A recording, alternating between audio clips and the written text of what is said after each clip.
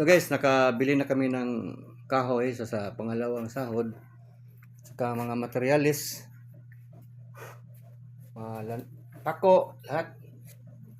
Tapos na ako ng trabaho. Ito nagawa ko ngayon. Oh. Yan.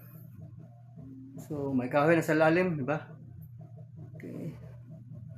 Lagyan lang ng plywood, tapos konting skim coat. Yan. Skim coat yung sa gilid.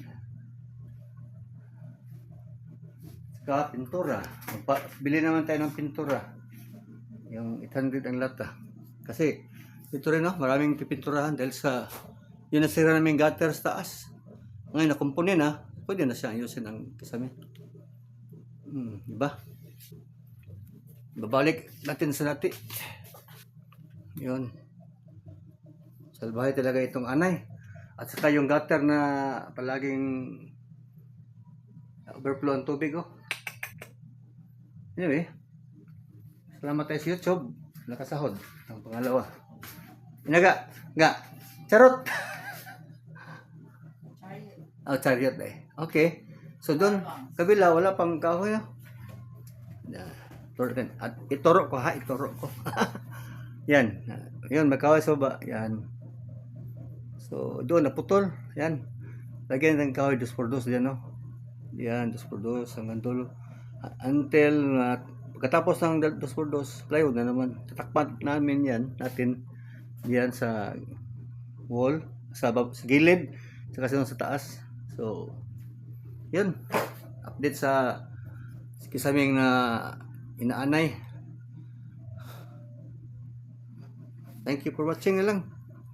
Okay, natapos na yung kahoy. Nalagyan ng kahoy, no? Yan. Ito. Bagong lagay ito. Tapos padong matungo doon. Saka doon, nalagyan na. So, next is plywood na lang. Yan, mga plywood. Ito, plywood doon. Straight plywood. Tapos, kunin yung dumi-dumi, lihaan, at saka yung may gap, lagyan ng mistip at saka skim coat. Tapos maglagay na tayo ng pintura. Kasali ito, natural, oh. Nasira sa ulan, sa gutter. Okay. Salamat tayo sa sahod sa YouTube. Nakabili na kami ng mga pintura. Isa pa lang binili na pintura.